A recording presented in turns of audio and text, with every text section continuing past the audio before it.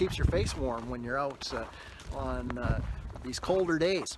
But thankful that it warmed up just a little bit, so seeing how it warmed up a bit, I thought I'd come out and take a stroll with you out here before I rush back inside to where it's warmer. You know, I was reading through Genesis 3 today, and it brought to my mind that statement that sometimes, you know, we've heard it in the mouth of our mechanic. I've got bad news and I've got good news. Which would you like first? Well, reading through Genesis 3 and knowing that portion of the scripture, we know that that's the Lord telling us about the fall of humanity, the entrance of sin into the world, and through sin, death entered into the world. That is accounted for us, recounted for us there in Genesis chapter 3.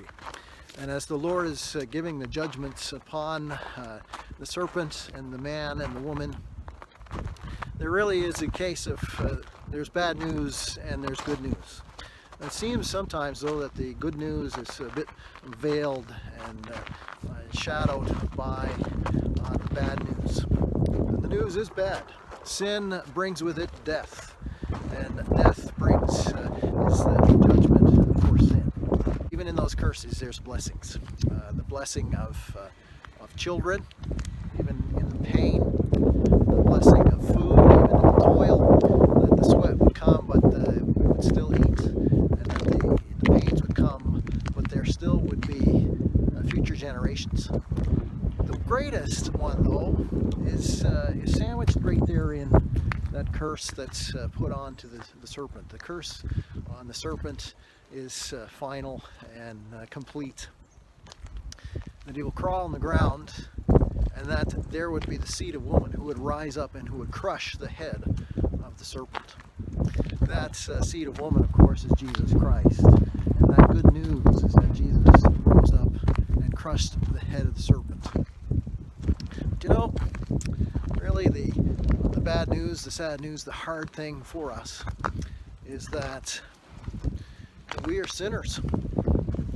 Let's face it, we're sinners and we need the grace of God. I was thinking of that too as I was reading, and I've been reading through Can I Believe, written by John Stackhouse. One section about it is he's talking about the way people think in these days, the way people have thought throughout time. Often we as people think that there are three types of people in this world. That there are two polar opposites, that there are the saints, and think of people like Mother Teresa and Mr. Rogers, and that there are the villains, think of people like Mao and Hitler and Stalin. And then the majority of the people are sandwiched right somewhere in between there, kind of the normal everyday. And that's, not so bad, not so good, haven't murdered anyone sort of people. But the fact is, the Bible doesn't present three types of people. The Bible only presents two types of people.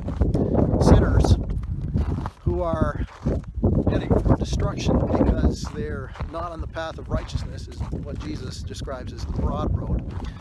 Or sinners who have been saved by God, who are on the path of righteousness, who have a fabulous future.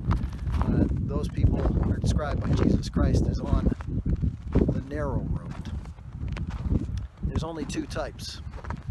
And because of the good news of Jesus Christ, that Jesus Christ rose up to crush the head of the serpent and deal with sin, we can be sinners saved by the grace of God on the right path, on the path of righteousness, that narrow road that leads to eternity with Jesus Christ.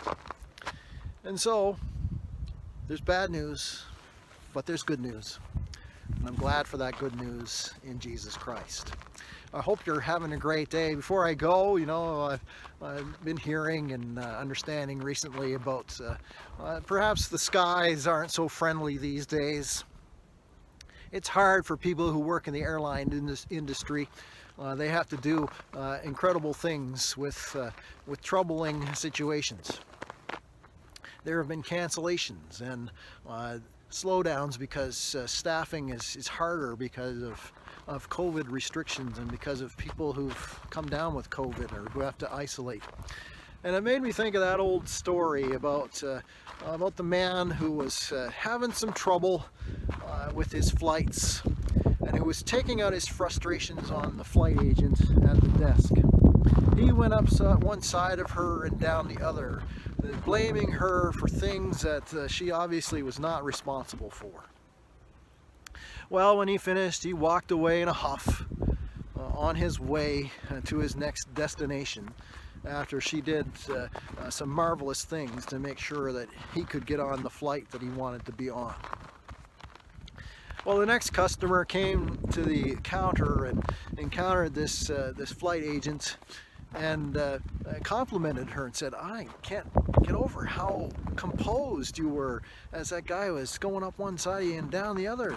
How do you maintain your composure in those situations?" And she turned to him and kind of gave him a little glint in her eye and said, "Well, you know, he's heading for Toronto, but his luggage, it's heading for Hawaii. Have a great day. God bless."